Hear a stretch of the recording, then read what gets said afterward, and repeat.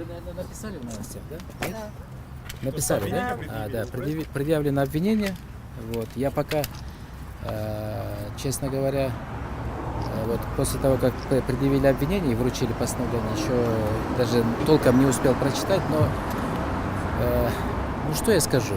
Слушайте, это моим возмущением нет предела, понимаете? Изначально, значит, готовили, значит, топтали имя Исакова в соцсетях, в СМИ, как я говорил в самом начале, перед тем, как заходить. Салмаслав. Рахмат. И, значит, в итоге, ну, они как бы создают, получается, такой антураж вокруг человека и делают из него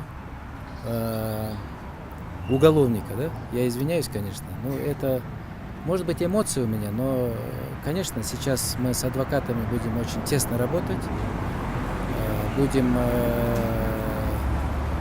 доказывать свою невиновность, но я скажу, что это полный беспредел, полный беспредел. Я в шоке от всего, то, что сейчас происходит. А вот сообщалось, что вы 18 раз встречались с представителем компании TBA, она известна как Майя.